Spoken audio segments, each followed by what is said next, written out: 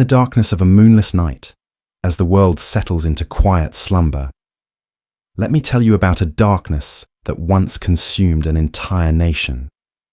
A darkness so profound that it seemed impossible to imagine light could ever penetrate its depths. Picture, if you will, a country where the color of your skin determined not just where you could live, work, or go to school, but whether you were considered fully human at all. This is the story of apartheid's final chapter in South Africa. A tale of courage that emerged from desperation, of hope that bloomed in the most unlikely places, and of secrets that would reshape the destiny of millions. Tonight, as you drift towards sleep, I'll guide you through the labyrinthine corridors of power, where whispered conversations changed history, where enemies became unlikely allies, and where the unthinkable became inevitable. But this isn't just another history lesson. This is the untold story of how a system that seemed unbreakable was dismantled from within. The secret negotiations that happened in shadowy safe houses, the clandestine meetings between sworn enemies, the phone calls that crossed oceans, and the handwritten letters that crossed racial divides. By the time you close your eyes tonight, you'll understand how one of the most entrenched systems of oppression in modern history crumbled not through violence alone, but through a complex web of diplomacy, pressure, and human connections that defied every expectation.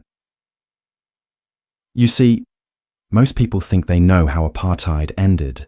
They picture Nelson Mandela walking out of prison.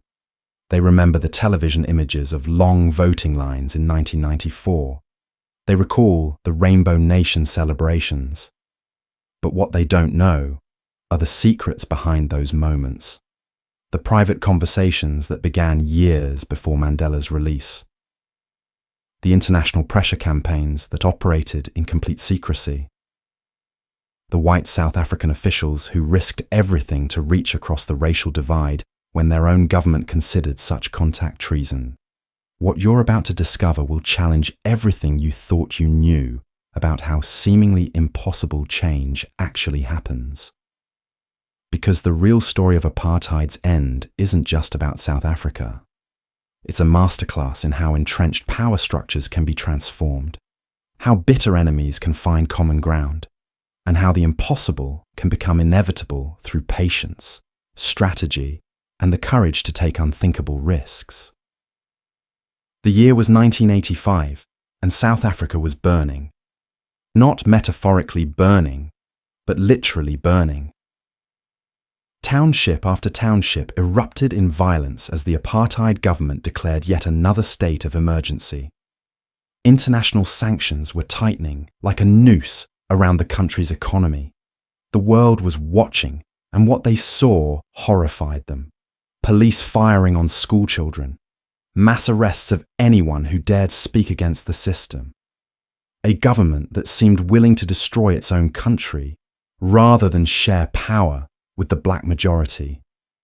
But in the midst of this chaos, something extraordinary was happening.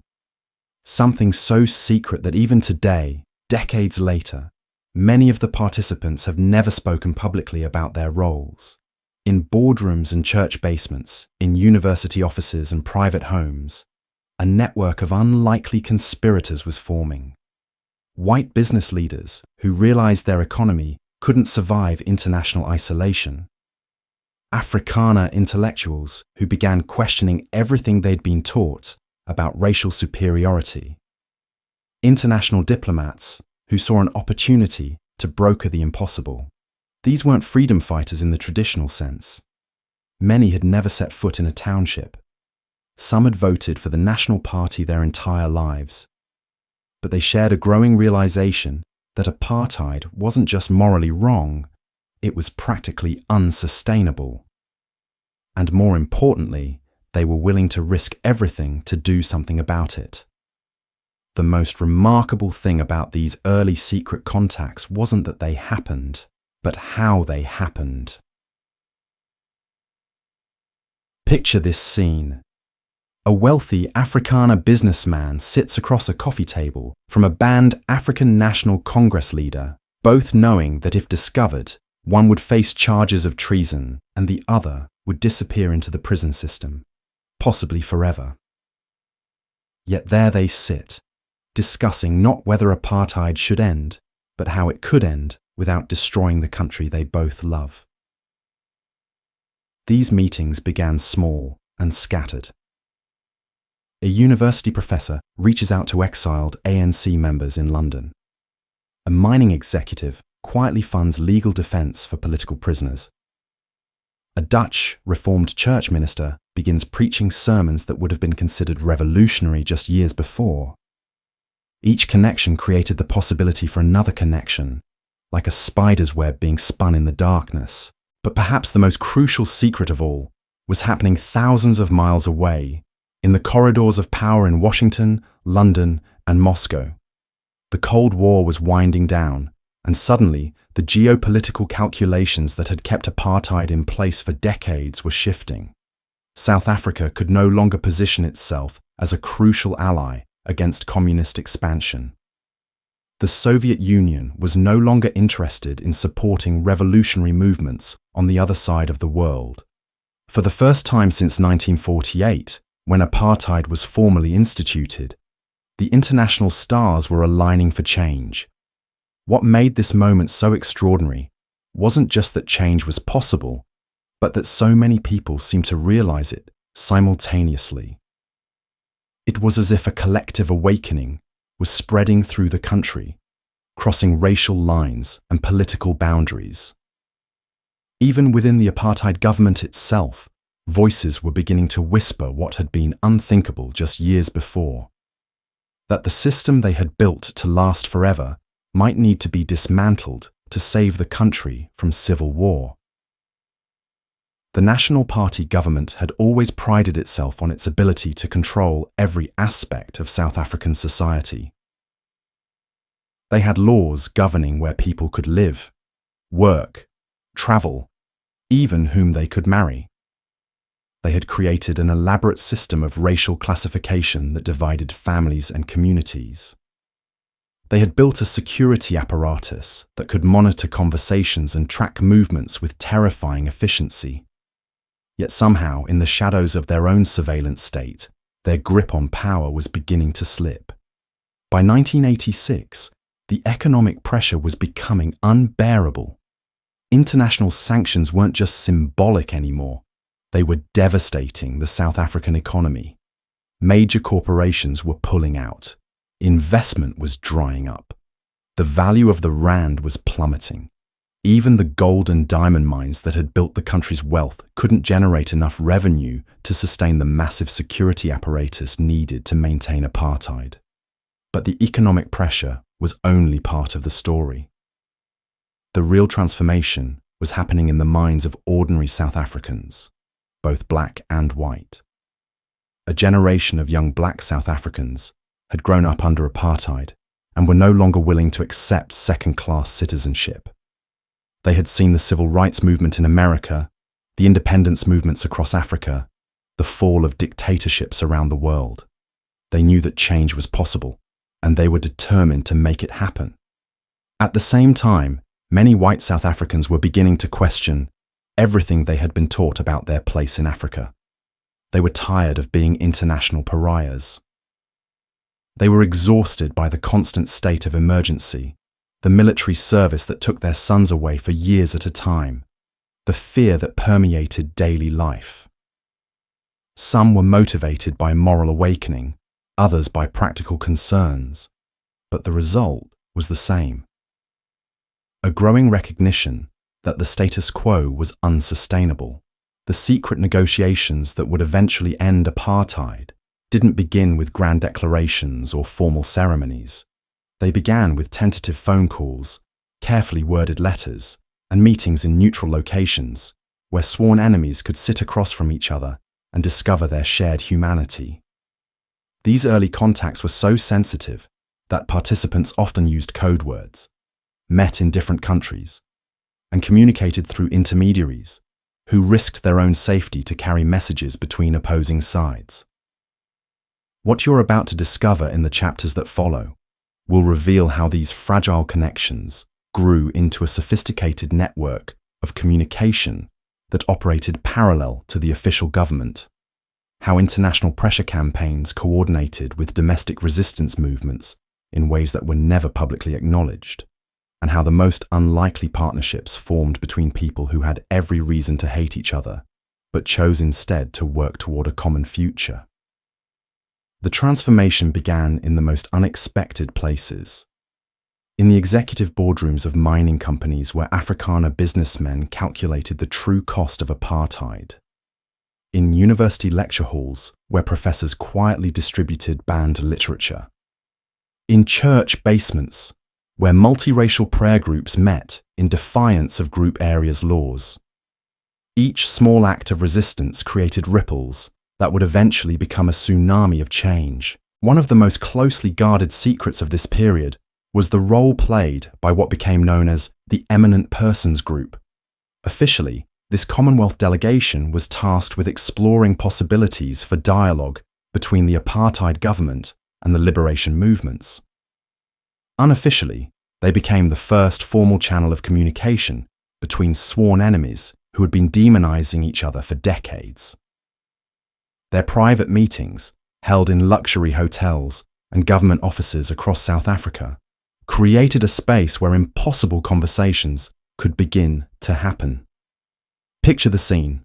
Around a mahogany conference table sit representatives of a government that had spent 40 years perfecting the art of racial oppression, facing delegates who represented nations that had imposed increasingly severe sanctions on South Africa.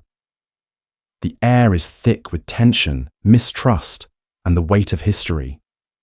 Yet somehow in these sterile conference rooms, the first tentative steps toward reconciliation were taking place.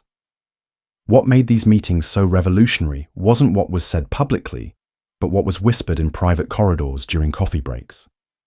Government ministers began to acknowledge, off the record, that apartheid had become a burden rather than a benefit. International delegates started to understand the genuine fears that drove white South African resistance to change. Most importantly, both sides began to recognize that their mutual survival might depend on finding a way forward together. The real breakthrough came when these formal diplomatic channels began to intersect with the underground networks that had been forming organically across South African society. Business leaders who had been meeting secretly with ANC representatives suddenly found themselves able to communicate through official diplomatic channels. Church leaders who had been advocating for peaceful change discovered they had allies within the government itself. University professors who had been conducting informal dialogue groups realized their work was part of a much larger transformation. But perhaps the most crucial secret negotiations were happening in the most unlikely location of all, inside South Africa's maximum security prisons. While the world focused on the continuing violence in the townships and the international sanctions campaign, a different kind of conversation was beginning behind the walls of Pollsmoor prison, where Nelson Mandela had been transferred in 1982. The decision to separate Mandela from his fellow ANC leaders on Robben Island wasn't motivated by punishment, but by opportunity. Prison officials, acting on orders from the highest levels of government, wanted to test whether the man who had become the symbol of resistance could be transformed into a partner for negotiation. What they discovered would change the course of South African history. Mandela, now in his late 60s and having spent over 2 decades in prison, understood that his leverage lay not in his ability to resist, but in his willingness to engage. The secret meetings that began in 1985 were tentative at first. Prison officials would visit his cell for conversations that officially never happened. Topics that had been forbidden for decades were suddenly open for discussion. Both sides were testing boundaries, exploring possibilities, and gradually building the trust that would be essential for any successful negotiation. These prison conversations revealed something that neither side had fully understood: their mutual dependence. The apartheid government needed Mandela's credibility with the liberation movements to legitimize any negotiated settlement. Mandela needed the government's cooperation to prevent the country from descending into civil war. This recognition of mutual need became the foundation for everything that followed. The international dimension of these secret negotiations was equally complex and crucial. While public attention focused on the sanctions campaigns and the anti-apartheid movement, a parallel diplomatic effort was underway that involved some of the most sophisticated intelligence operations of the Cold War era. American, British, and Soviet officials were conducting their own secret communications with both the apartheid government and the liberation movements, each pursuing their own strategic interests while publicly supporting their chosen sides. The Americans were particularly conflicted. The Reagan administration's policy of constructive engagement had been designed to maintain influence with the apartheid government while gradually encouraging reform. But by the mid-1980s, it was clear that this approach was failing. Domestic pressure from the anti-apartheid movement was mounting. Congress was threatening to override presidential vetoes of sanctions legislation, and the strategic value of South Africa as an anti-communist ally was diminishing as the Cold War wound down. Secret American communications with both sides during this period reveal a government desperately trying to manage a transition that they knew was inevitable but couldn't publicly acknowledge. CIA operatives met with ANC representatives in European capitals. State Department officials conducted back-channel communications with reform-minded members of the South African government. Pentagon analysts wargamed scenarios for American intervention if civil war erupted. All of this happened while the official American position remained support for gradual reform within the existing system. The British approach was equally complex, but more openly acknowledged. Margaret Thatcher's government had long resisted comprehensive sanctions, arguing that engagement was more effective than isolation. But behind this public position, British intelligence services were conducting their own assessments of South African stability and reaching alarming conclusions about the country's trajectory toward civil war. British secret communications from this period reveal a government that understood the moral imperative for change, but was terrified of the economic and strategic consequences of a rapid transition. South Africa remained Britain's largest trading partner in Africa, and British mining companies had billions of pounds invested in South African operations.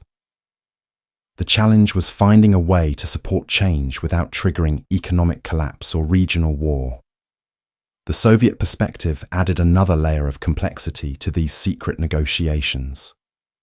As the Cold War ended, Moscow's support for liberation movements around the world was being reassessed. The ANC's communist allies found themselves in the paradoxical position of supporting a negotiated settlement with a capitalist government because their own government could no longer afford to support armed struggle.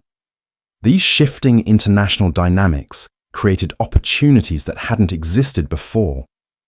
For the first time since 1948, all the major powers had an interest in a peaceful transition in South Africa.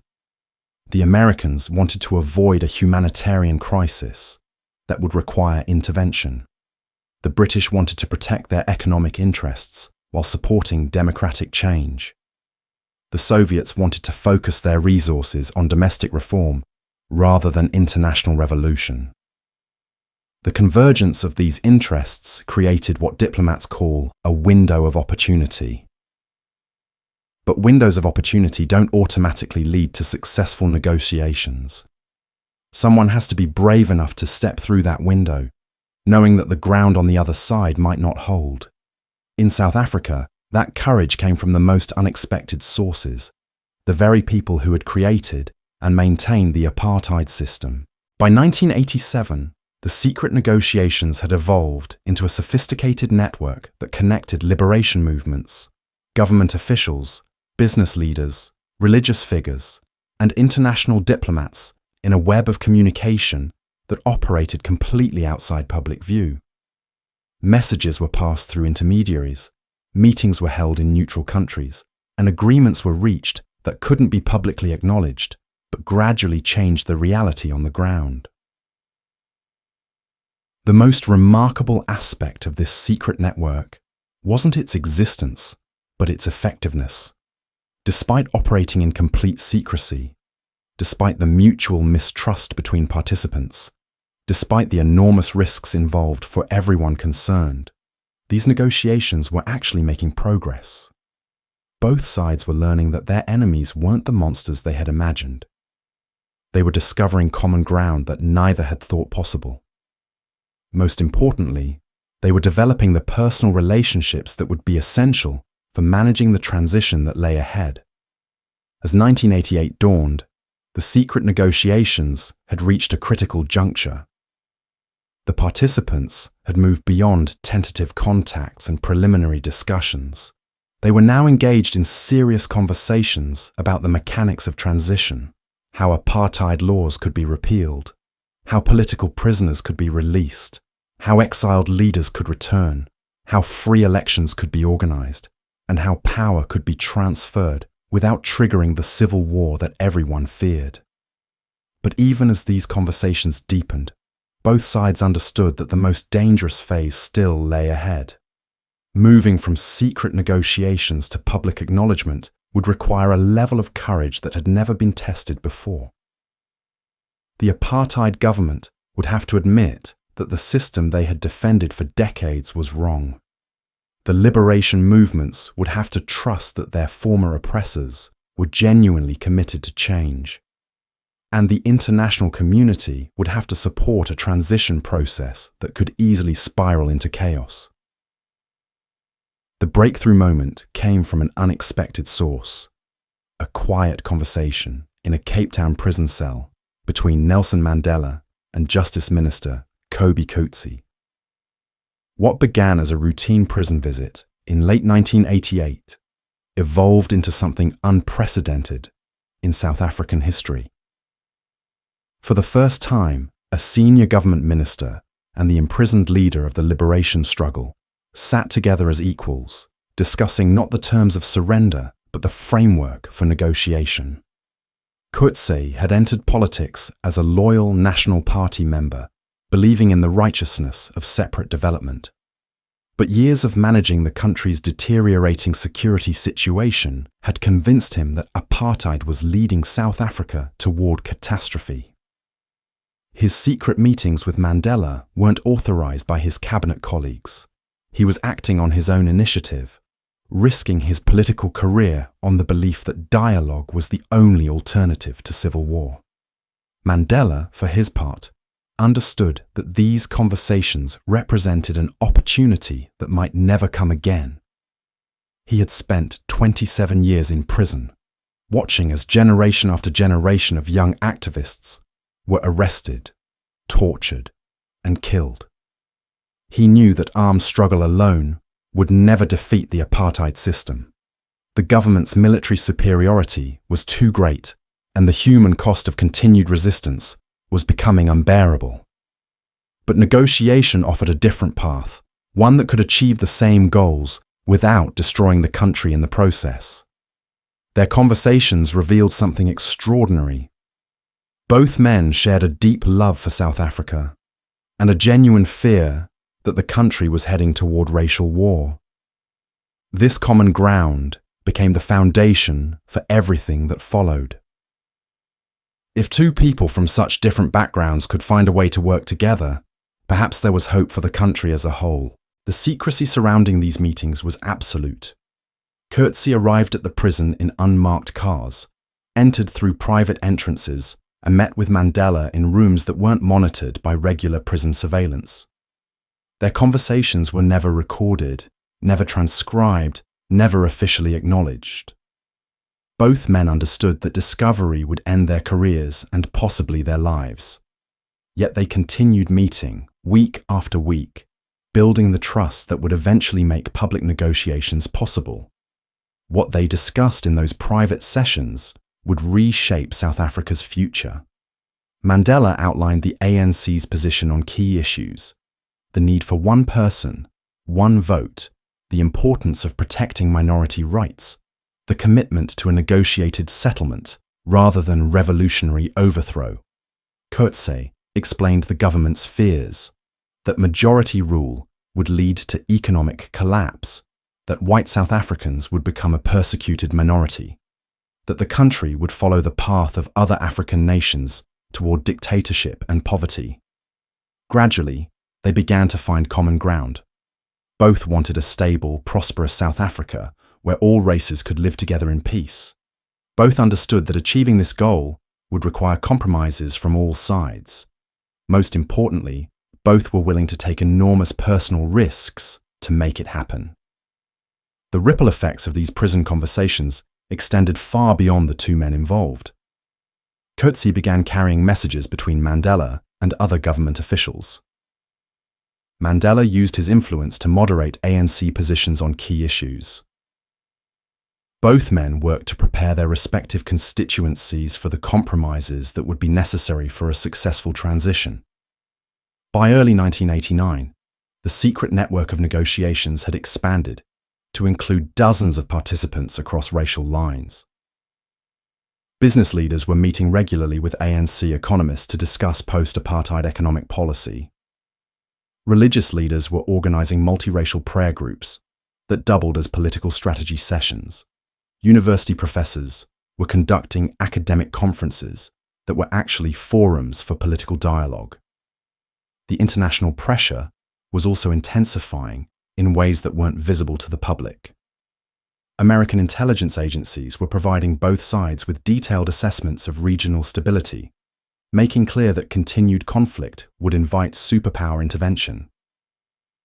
British diplomats were offering to facilitate negotiations in neutral venues. Even the Soviet Union was encouraging the ANC to pursue a negotiated settlement rather than armed struggle. The economic pressure had reached a breaking point. South Africa's currency was in free fall. Major corporations were closing operations or selling assets at massive losses. The government was spending nearly 40% of its budget on security forces. Even the gold and diamond industries that had built the country's wealth were struggling to maintain profitability under international sanctions. But the most powerful pressure came from within South Africa itself. A new generation of Afrikaner intellectuals was questioning everything their parents had believed about racial superiority. Young white men were refusing military service in increasing numbers.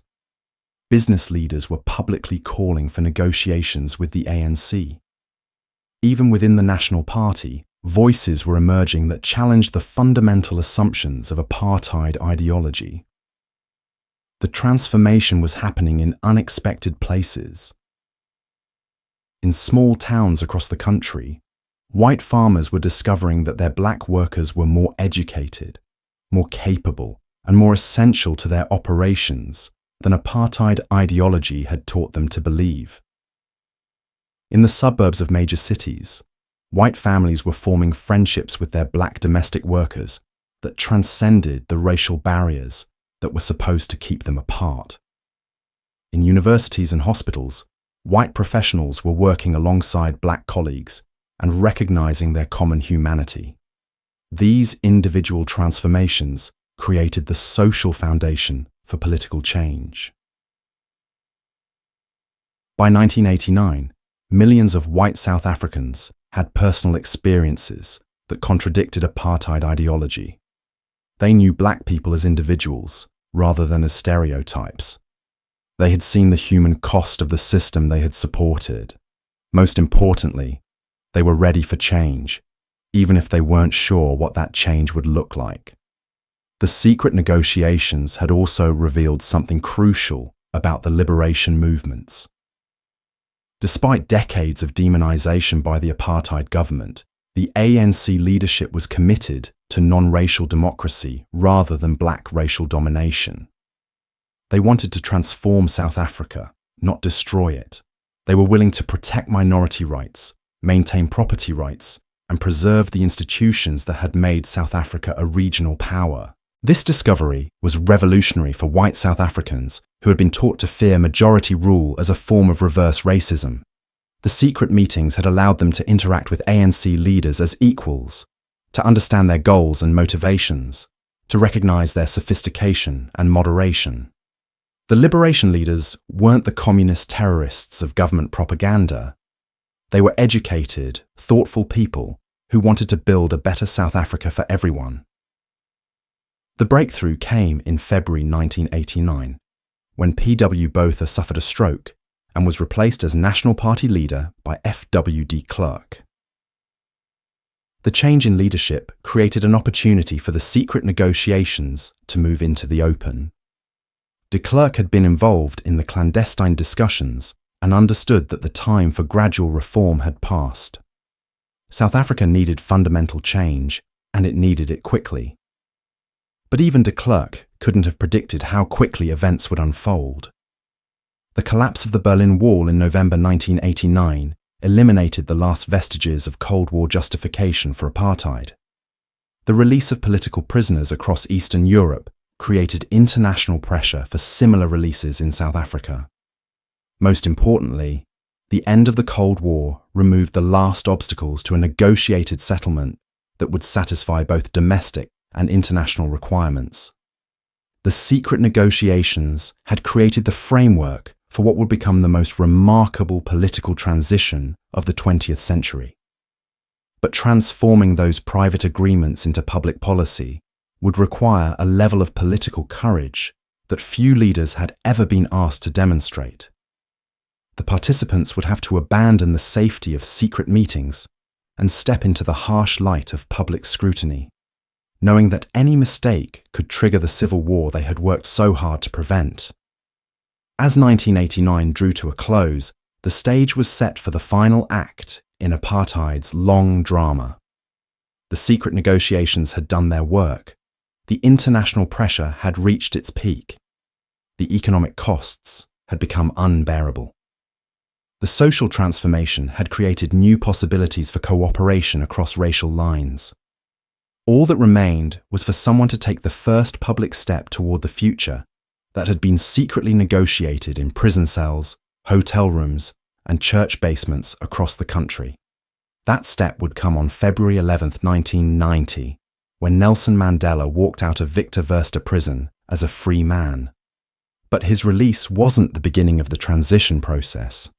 It was the public culmination of years of secret work that had already transformed South Africa in ways that wouldn't become visible until much later.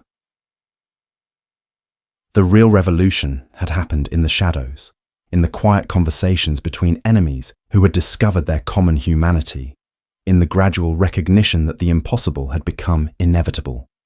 The secrets behind apartheid's end weren't just about political negotiations or international pressure or economic sanctions. They were about human beings finding the courage to reach across the deepest divisions in their society and discover that reconciliation was possible, even when it seemed impossible. They were about ordinary people making extraordinary choices to build a future together rather than destroy each other in an endless cycle of revenge. As you drift towards sleep tonight, remember this: the most powerful changes in human history don't always happen on battlefields or in parliament buildings. Sometimes they happen in quiet conversations between people who have every reason to hate each other, but choose instead to find common ground. Sometimes the impossible becomes inevitable, not through force or coercion, but through the simple recognition that our shared humanity is stronger than our differences. The transformation of South Africa wasn't just about ending apartheid.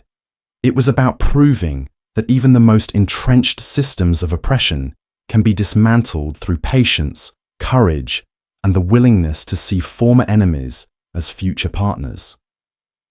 It was about demonstrating that reconciliation is possible, even after decades of injustice and hatred. Most importantly, it was about showing the world that change is always possible, no matter how impossible it might seem. The dawn of February 11th, 1990, brought with it a moment that would be seared into the collective memory of humanity. But what the world witnessed that day Nelson Mandela walking hand in hand with Winnie through the gates of Victor Verster prison, was merely the visible tip of an iceberg that had been forming beneath the surface for years. The cameras captured the smile, the raised fist, the tears of joy from crowds who had waited 27 years for this moment. What they couldn't capture were the countless secret handshakes that had made it possible, the whispered promises exchanged in shadowy meeting rooms, the late-night phone calls between former enemies who had slowly, carefully, built the trust necessary to make the impossible inevitable. In the months that followed Mandela's release, the world watched as South Africa began its transformation from pariah state to beacon of hope, the unbanning of political organizations, the release of political prisoners, the gradual dismantling of apartheid laws. Each milestone was celebrated as a victory for justice, and rightly so. But behind each public triumph lay years of private preparation, secret negotiations, and carefully orchestrated trust-building exercises that had prepared both sides for the moment when they would have to govern together. The Convention for a Democratic South Africa, which began in December 1991, was hailed as a miracle of negotiation.